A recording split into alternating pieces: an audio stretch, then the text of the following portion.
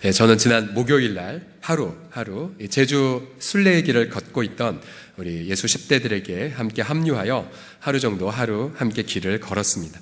이미 우리 예수 10대들은 수요일 날에 화해의 길 11.3km를 이미 완주했고요. 목요일에는 순종의 길 14.2km를 완주했습니다.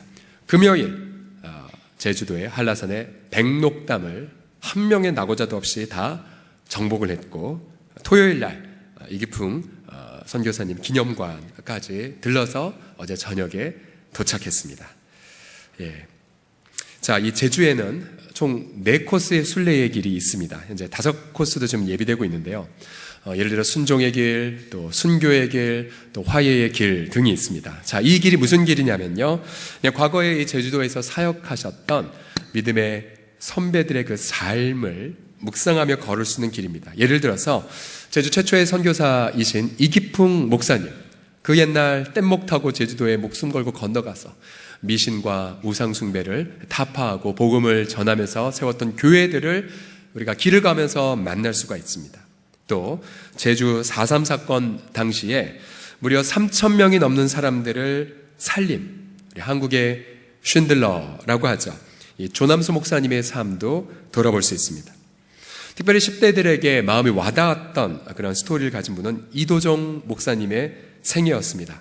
4.3 사건 당시 많은 이들의 안전 때문에 집 밖으로 나가지 못할 때에 이 목사님은 어떠한 길을 걸으셨냐면, 주일 예배를 위하여 성도들을 하나하나 찾아다니는 신방의 길을 선택하셨습니다. 자전거를 타고 나간 그 길 도상에 공비들을 만났고, 그러나 그 공비들 앞에 전혀 두려워하지 않은 채 자신은 목사이고, 그리고 끝까지 그들로 하여금 우리 함께 하늘나라에서 만나자고 복음을 증거하셨습니다. 그리고 성경과 또 찬송과 자신의 시계를 풀어 선물로 주면서 그가 이 목사님을 죽이기 위하여 파는 구덩이에 목사님이 들어가 무릎을 꿇으시면서 이런 기도를 남기셨습니다. 주여, 이들의 죄를 용서하여 주시고 저들을 예수 믿고 구원받게 하소서. 흙이 온 몸을 덮자 목사님은 큰 소리로 주여, 이 영혼을 받으소서. 자신의 마지막 걸음을 순교로 마무리하셨습니다. 우리의 10대들이, 믿음의 선배들이 걸었던 그 길을 걸어가며 그들의 마음속에 어떠한 것을 느꼈을까요? 우리는 앞서 걸었던 믿음의 선배들이 걸어갔던 그 길을 걸어가면서 우리는 인생의 진정한 가치가 무엇인지, 인생이 진짜 무엇을 통하여 안식을 누릴 수 있는지를 깨닫게 됩니다. 오늘 본문에서 바울 일행은 이 터키의 한 복판 안에서 길을 잃어버린 채 헤매고 있습니다. 그들은 본래 자신들에게 친숙한 이 터키의 중북부 혹은 중남부 쪽으로 가고자 했지만 6절에 보시면 성령께서 그 길을 막아 성령이 아시아에서 말씀을 전하지 못하게 하시거늘 그들이 부르기와 갈라디아 땅으로 다녀갔다라고 말합니다. 우리 지도를 보시게 되면 여기서 말하는 이 아시아는 5대륙 중에 아시아 대륙을 뜻하는 것이 아니라 터키, 우리 오른쪽에 있는 지도가 터키인데요, 그 터키의 한 중바무에서 조금 서쪽에 있는 일종의 경상도, 경기도 같은 도 이름이 아시아입니다. 자, 부르기아, 갈라디아, 아시아, 또 7절에 무시아, 비두니아, 모든 길에 가는 시도가 막혔어요. 7절에도 무시아 앞에 이르러 비두니아로 가고자 했을 때 예수의 영이 허락하지 않았습니다. 결국 이 바울 일행은 터키 서쪽 해안바다 끝에 있는 드로아라는 도시에게까지 밀려 들어갔습니다. 그동안 약 한 달여의 기간 동안 시간은 가고 재정은 소모되고 잘 곳도 없었습니다. 분명히 이들은 복음과 사랑을 전하려는 선한 목적이 있었지만 열매를 아무것도 맺을 수가 없었어요. 그렇게 밀려 더 이상 한 걸음도 내딜 수 없는 코너에서 바울은 상상할 수 없는 꿈을 꾸죠. 우리 9절을 같이 읽어보겠습니다. 9절 시작. 밤에 환상이 바울에게 보이니 마게도냐 사람 하나가 서서 그에게 청하여 이르되 마게도냐로 건너와서 우리를 도우라 하거늘. 자, 이 마게도냐는 다시 지도를 보여줄 수 있을까요? 바로 유럽의, 지금 현재 그리스의 북쪽에 해당하는 지역입니다. 유럽이죠, 유럽.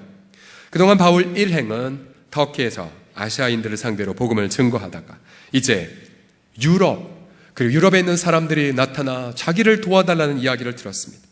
결국 이 일행은 유럽으로 건너가라는 것을 깨닫고 배를 타고 유럽을 건너 빌립보라는 도시에 당도합니다.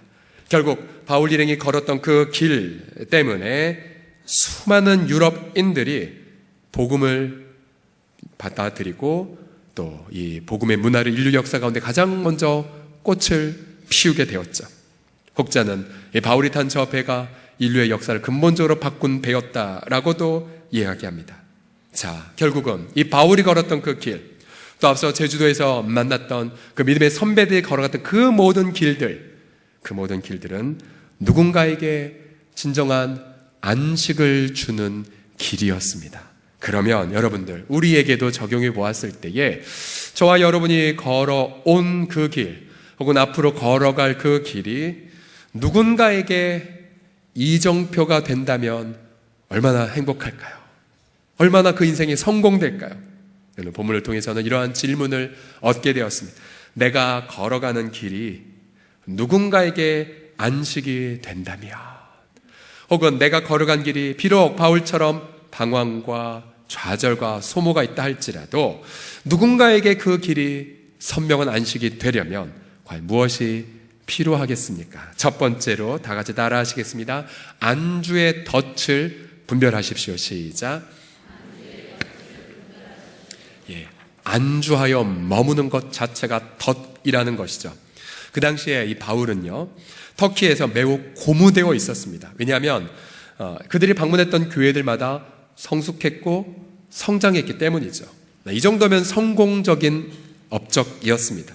그러나 그러한 성공 앞에 감사할 때 바로 6절은 성령의 바울의 금함을 이야기합니다. 6절을 다시 보십시오. 성령이 이 아시아에서 말씀을 전하지 못하게 하셨습니다. 아니, 성령 하나님은 말씀을 증거하도록 돕는 분인데 말씀을 전하지 못하도록 막다니, 이게 웬 일입니까? 이 못하게 하다란 이 금하다라는 이 뜻의 헬라어 단어의 용례를 구약에서 보면 이러한 의미가 하나 있습니다. 그것이 뭐냐면 넘쳐서 더 이상 갈 필요가 없는 것, 충만해서 이제 그쳐야 되는 것, 이런 의미가 있어요. 예를 들어 출애굽기 30장 6절에 보면 이스라엘 백성들의 광야에서 성막을 위한 예물을 짓자고 하자 너무나 많은 백성들이 예물을 왕창 가져와서 이제 더 이상 예물을 가져오지 말라고 했어요. 너무 넘쳐나니까. 그래서 바울이 명령 내리죠. 이제 그만 가져와라. 그래서 백성들이 예물 가져오기를 그쳤습니다. 이 그치다는 단어가 성령이 복음을 아시아에서 전하지 못하도록 막았던 것과 동일한 단어입니다. 자, 무슨 말입니까?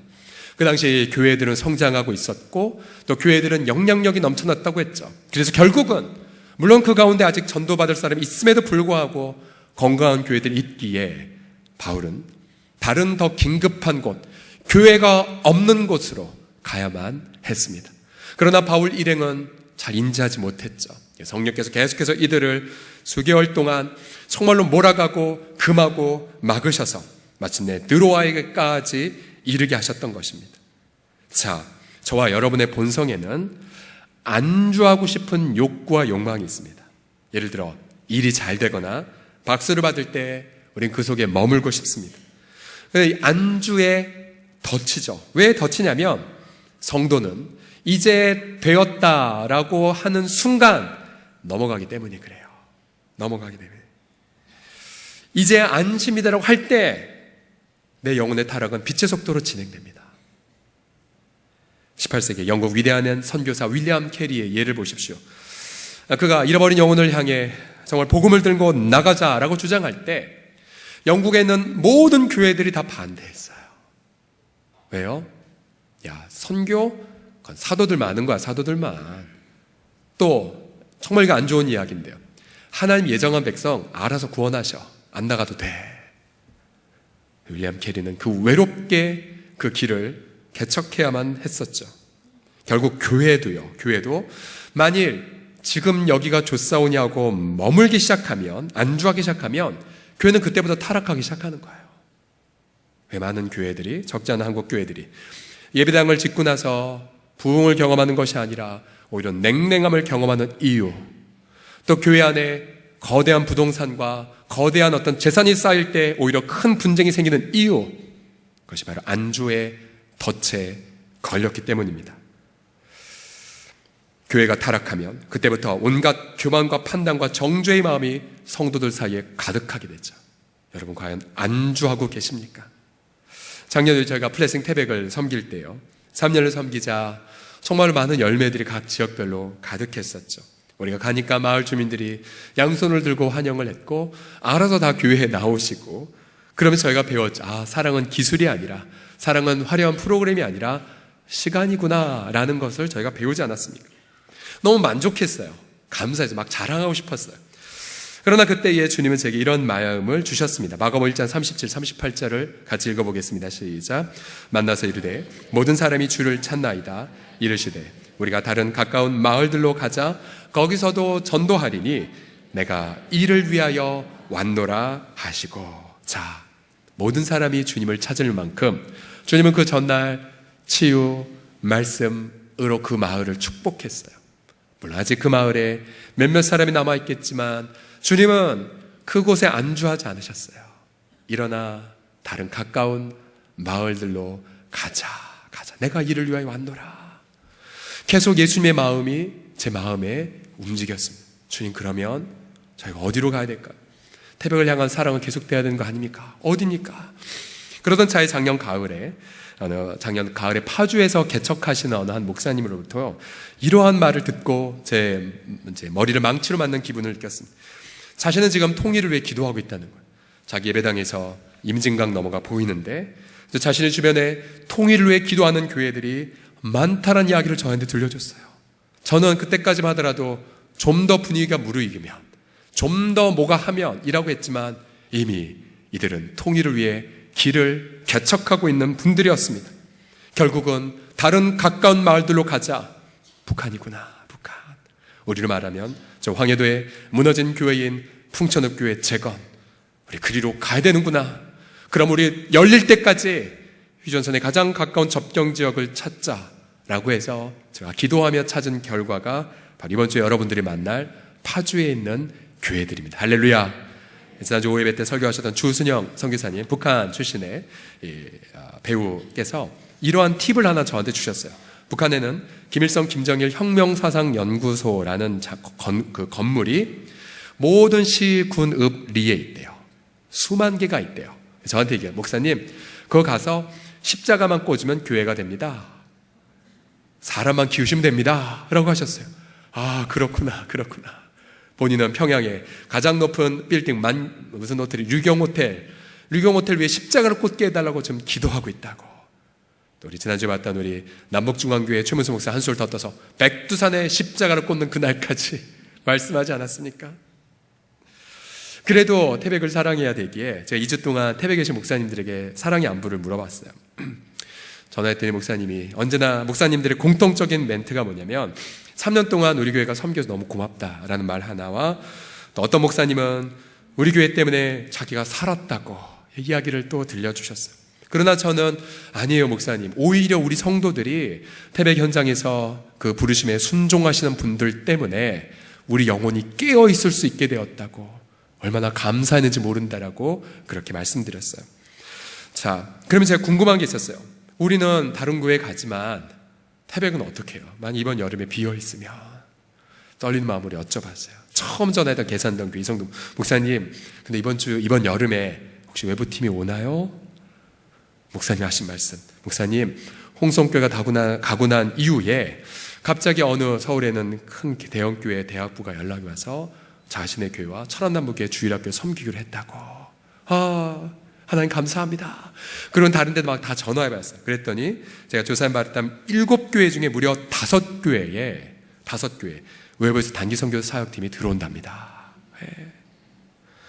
너무 감사했어요. 그리고 너무 감격했어요. 왜냐하면 바울 일행을 터키에서 유럽으로 보내셨듯 주님이 우리를 휴전선 인근으로 보내시고, 그러나 또 다른 지체들, 다른 교회들을 태백으로 보내시는 거예요. 저희가 이 성령 하나님의 이 섭리의 손길을 바라보며 얼마나 감격했는지 모릅니다. 그러면 우리 사랑하는 성도들이요, 교회만 이런 성령의 인도함을 받습니까? 여러분의 가정, 여러분의 일터, 혹시 바울 일행처럼 길이 막혀 있거나 또 건강이나 재정에 있어서 어떤 금지됨을 경험하고 계십니까? 그래요, 여러분. 우리 성령 하나님은 내가 지금 금지되고 방해되어서 지금 시간과 재정을 소모하는 현장이 있다 할지라도 바울을 드로아를 통하여 유럽으로 인도하셨듯 저와 여러분의 가정과 일터를 새로운 길 가운데로 인도하고 계시는 도상이 있음을 여러분 믿으시기 바랍니다.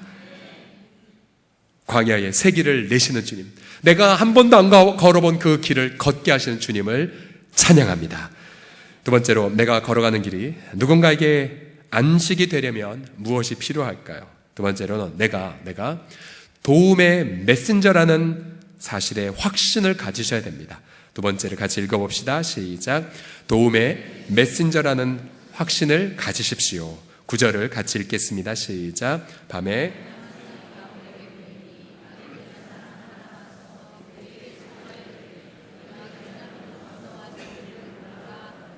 자, 이 도우라라는 이 단어는 헬라어로 보에세오라는 단어인데요. 이 단어가 어떻게 사용되는지 용례를 보면 대부분이 다 하나님의 도우심을 뜻할 때 사용된 단어예요. 하나님이 도우시다. 예를 들어 이사야 41장 10절에 보시면 두려워하지 말라, 내가 너와 함께함이라. 놀라지 말라, 나는 내 하나님이 됨이라.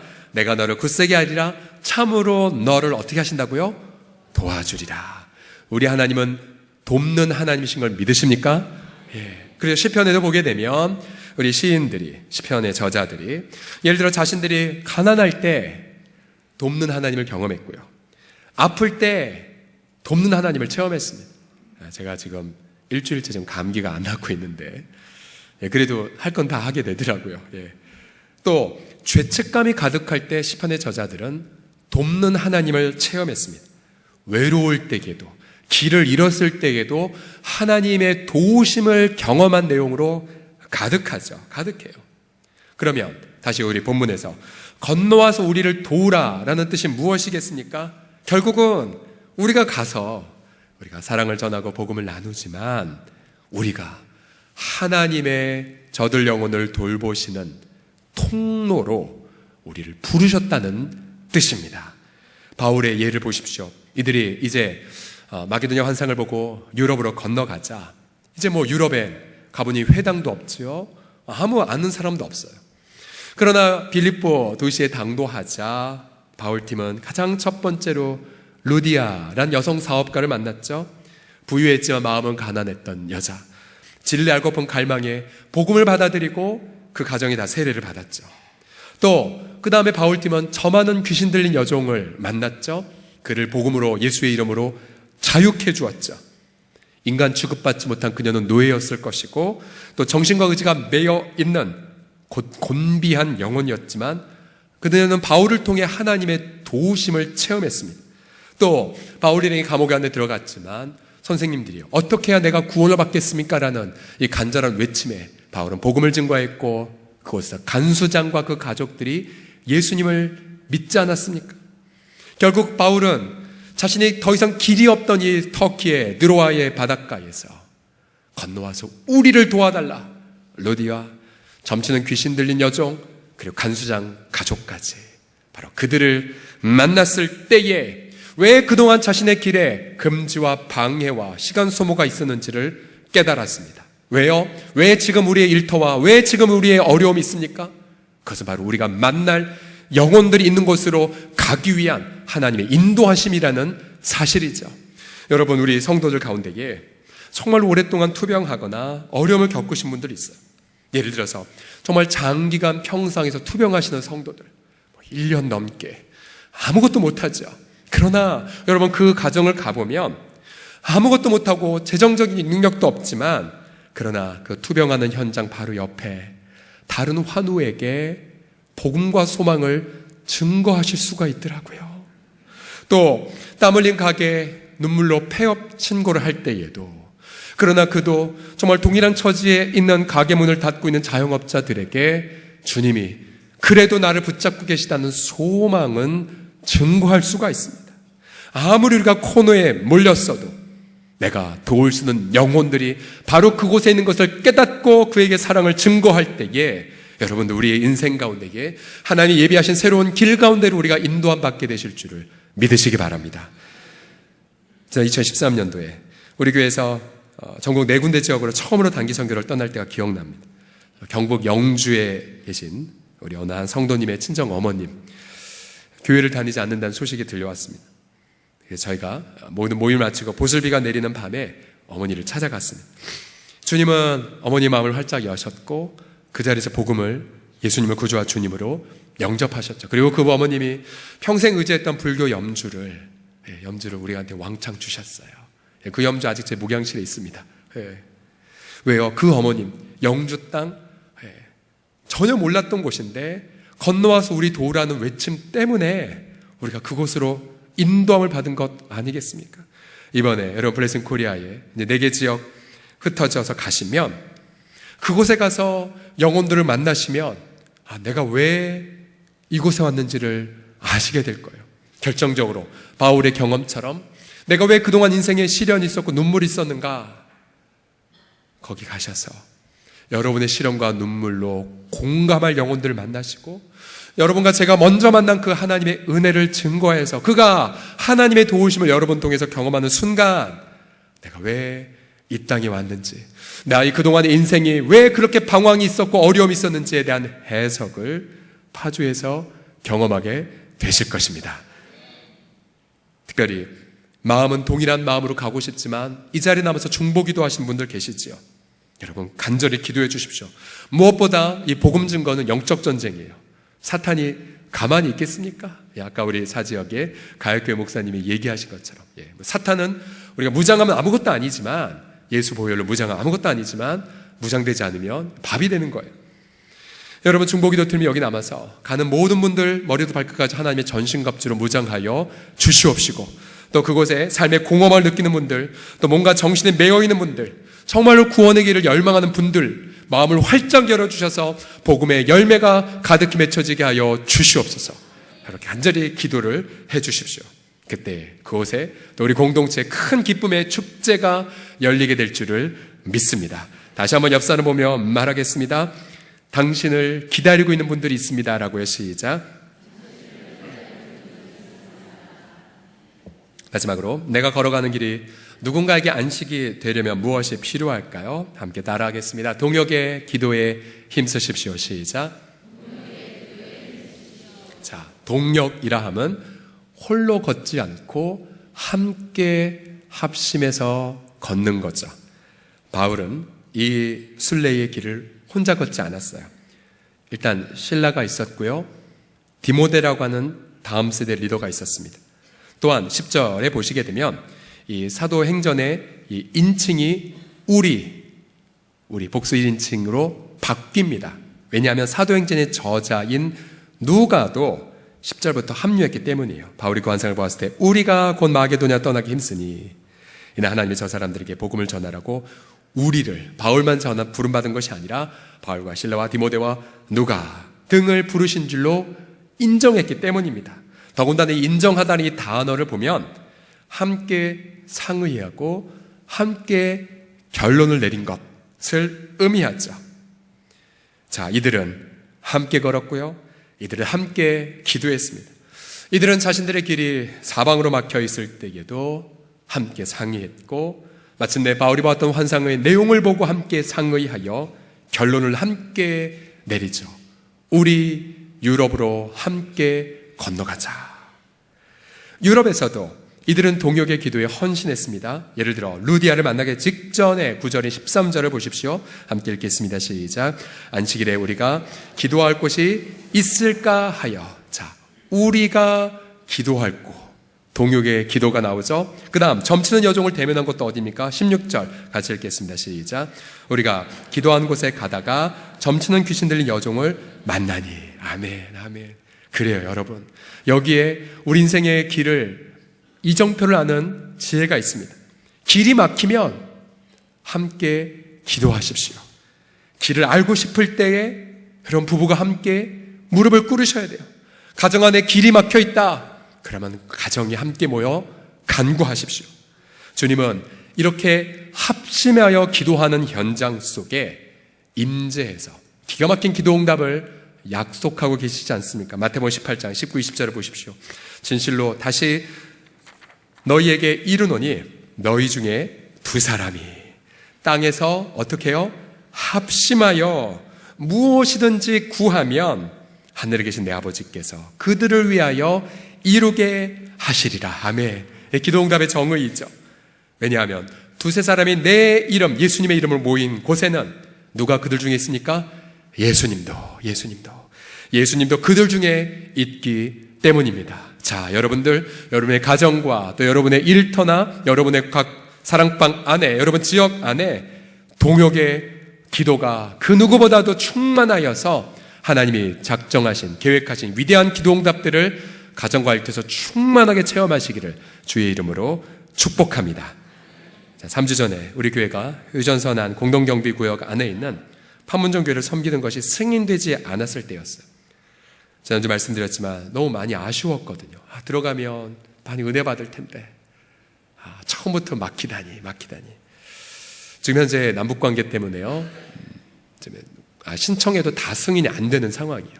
유명한 분이 신청해도 안 되는 상황입니다. 그 다음 내일이었어요. 새벽에 말씀 묵상할 때 여호수아서 17장 말씀이 마음에 파고들었습니다. 그 산지도 네 것이 되리니 비록 살림이라도 네가 개척하라. 그 끝까지 네 것이 되리라. 살림이라도 네가 개척하라. 계속 마음에 와닿았을 때에 문득 아이디어 하나가 번뜩 떠올랐어요. 많이 못 가도 개인으로는 되지 않을까?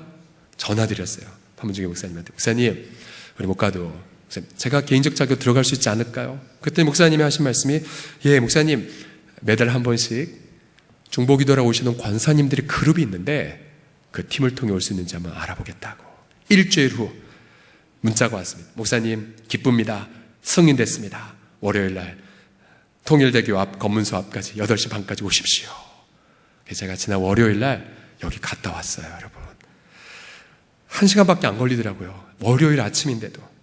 저와 제 아내가 이제 떨리는 마음으로 그 지역을 들어갔습니다.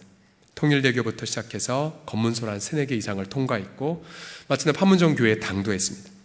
교회 로비에 서니까 정말 말로만 듣던 북한의 기정동 평화의 마을이 눈에 보였어요. 그리고 지금 비구름 때문에 흐리긴 하지만 높이 160m짜리 인공기가 바로 보였고요. 북한 선전 체제 방송이 귀에 들렸습니다. 자세히 들었지만 서경철 동지 환영어 이런 얘기는 안 들리더라고요. 현재 계신 목사님이 이 지역은 6.25 전쟁 이후 미수복 지역입니다. 피부에 와닿았어요. 미수복 지역. 그래서 이 지역은 대한민국 헌법이 적용되려면 유엔의 허락을 받아야 되는 영역이에요. 딴 나라 같은 개념인 거예요. 아니, 이런 우리 도시에서 사는 거 1시간밖에 안 되는 곳에 이런 곳이 있다니. 우리가 갈 수 없는 곳, 막혀있는 그 길. 그러나 그곳에 우리가 잠시 후에 모여서 이제 기도회를 시작을 했습니다. 앞에 말씀을 증거하게 딱 섰는데 그 100발의 권사님들, 70, 80이 넘으신 권사님들이 모여서 기도를 준비하시는데요. 너무 뭉클했어요. 왜냐하면 이분들의 얘기를 들어보니까 지난 무려 23년여 동안 눈이 오나 비가 오나 매달 한 번씩 이곳에 와서 나라를 위해, 민족을 위해, 통일을 위해 기도하셨다는 거예요. 우리 탤런트 정영석 관사님이시죠. 저분을 비롯해서 저 사진에 있는 그 앞에 계신 분들이 바로 그 관사님들이셨습니다. 여러분, 북으로 가는 길은 막혀 있지만 지금 이분들은 통일로 가는 길들을 놓고 계셨습니다. 그래서 이분들과 함께 기도하면서 성령 하나님께서 물붓듯이 부어주신 은혜를 경험할 수 있었습니다. 바로 중보기도자의 심장 속에서 타오르는 하나님 아버지의 마음을 느낄 수가 있었습니다. 저는 그분들과 함께 기도하면서 한라에서 백두까지 하나님 이 땅 제발 도와달라고, 한국교회 하나님 앞에 너무나 많은 죄를 범하였는데 제발 그러나 하나님 그 무궁한 은혜 속에 우리를 긍휼히 여겨달라고 기도했습니다. 정치와 경제와 모든 영역들마다 하나님의 나라가 임하게 해달라고 기도를 드렸어요. 제가 이분들과 함께 기도하는 그 2시간 정도 기간 동안 제 마음속에 있는 하나님 앞에 고백했던 이 첫사랑의 고백들 다 있잖아요. 몇 가지 퇴색돼 버리고 그런 부분들 다시 하나님이 회복시켜 주시는 것들을 체험하면서 월요일 날 정말 잊을 수 없는 부흥의 시간을 경험했습니다. 우리 사랑하는 성도들이요, 우리 예수님은 자기 생명을 아끼지 않고 우리 모든 사람을 위해 자기를 주셨죠. 자기 생명을 주셨다는 뜻이 무엇입니까? 그것은 이 땅에 우리가 먹고 살아가는 데 필요한 모든 것들은 주님과 함께 우리에게 주시겠다는 확언이지 않습니까? 여러분, 주님은 분명히 이렇게 약속하셨죠. 무엇을 먹을까? 무엇을 입을까? 염려하지 말라. 이는 다 이방인들의 구하는 것이라. 너희 하늘 아버지께서 너에게 무엇이 필요한지를 아시고 우리가 먼저 아버지의 나라와 의를 구할 때에 이 모든 것들을 너희에게 더하시리라 고 약속하셨습니다. 내일 일은 내일이 염려하게 하라고 당부하셨죠. 여러분, 가정의 길이 막혀 있습니까? 또 사업의 진로가 방해를 받고 계십니까? 내가 정말로 아무것도 할 수 있는 일이 없어서 정말 고개 숙이고 계십니까? 그러나 주님은 그 순간에도 내가 걸어갈 길을 예비하시고 이미 새로운 길로 우리를 인도하고 계십니다. 건너와서 우리를 도우라. 하나님, 그러면 내 이 고난 속에서 내가 도울 수 있는 영혼들이 누구입니까? 라고 외치며 갈 때에 여러분은 그 영혼들을 만나게 될 것이고 그 영혼들에게 복음과 사랑을 전하는 그 순간 내가 왜 그동안 길에서 헤매고 방황했는지 대한 해석을 경험하게 되실 것입니다. 여러분, 절벽에 내몰렸습니까? 그래도 그 속에서도 내가 도울 영혼들을 찾아서 기도하십시오. 정말 내가 병약해서 아무것도 할 수 없습니까? 여러분, 그 속에서도 천국에 대한 소망을 건강한 사람이 나눈 것보다 더 강하게 나눌 수가 있지요. 여러분, 해방후의 김구 선생님은 손양아 목사님에게 정말 모든 것이 보장된 학교의 교장 선생님을 제의했어요. 그러나 손양아 목사님은 그 길을 거절하며 저는 여수에서 우리 한센시병 걸린 나환자 동무들과 친구들과 함께 머물겠습니다. 그 길을 거부하죠. 그 길을 거부하는 것을 듣고 감동받은 김구 선생은 손양아 목사님이 이러한 친필 휘호를 내립니다. 눈 덮인 들판을 걸을 때 함부로 걸지 말 것은 오늘 내가 걸은 발자국이 뒷사람의 이정표가 되기 때문이다. 결국 그분이 걸어간 길도 우리에게 이정표가 되었죠. 안식이 없는 이 세상에서 진정한 안식을 추구할 수 있는 길이 무엇인지를 자신의 길을 통해 보여주었다면, 사랑하는 성도들이여, 저와 여러분이 걸어갈 길, 또 우리 교회가 걸어갈 길, 모든 길들이 누군가에게 안식의 이정표가 되는, 비록 그 이정표가 녹슬고 병약하고 때로는 부족하다 할지라도 누군가에게 생명을 주는 선명한 이정표가 되는 황홀한 행복, 주님 앞에서 영원한 성공을 다 경험하시기를 주의 이름으로 간절히 축복합니다. 기도합시다.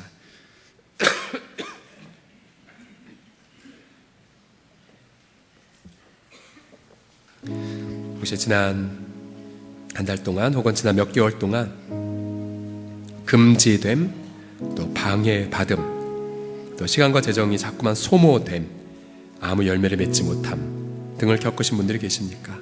그런 분들이 계시다면 여러분 마음속에 그 제목을 품고 이 시간 주 앞에 아뢰십시오. 그때에 주님이 말씀하십니다. 내가 곧 길이니라. 내가 곧 길이니라. 내가 너를 반드시 돕고 있단다.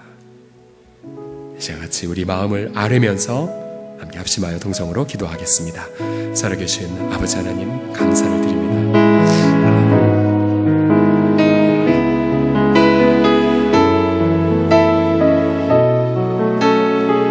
주여, 정말 한 영혼을 포기하지 않고 눈물로 모든 걸 바치신 예수님, 겟세마네에서 자신의 아버지 하나님이 연단방울 빗방울 되듯 아버지 자기를 그렇게 진액처럼 아버지 하나님이여 그렇게 쏟으셨던 예수, 아버지 그 예수 그리스도의 그 간절한 사랑에 우리 성도들의 그 마음에 아버지 치유되어지고, 저 예수께서 나의 질병을 대신 짊어지셨고 예수께서 나의 인생의 모든 고단한 짐을 대신 감당하셨사오니 아버지 그 예수 안에서 온전한 자유함을 누리게 하여 주시고 온전히 그 예수 예수 그리스도 안에서 아버지 내 인생에 이미 길이 되시사 아버지 나로 하여금 누군가를 돕는 안식의 여정을 갖도록 도와주시는 그 주님을 바라보고요 아버지 기쁨과 감사함으로 나아가는 우리 성도들 되게 하여 주십시오. 아버지 모든 우울증이나 또 모든 염려들 또 모든 아버지 고통 어린 생각들 아버지 그리스도의 이름으로 쫓아내 주시고 아버지 하나님의 능력으로 성령 충만하여 져서 아버지 나의 길 아버지 하나님이 누군가의 안식의 이정표가 되어지도록 주 예수여 붙잡아 주시고 함께하여 주시옵소서.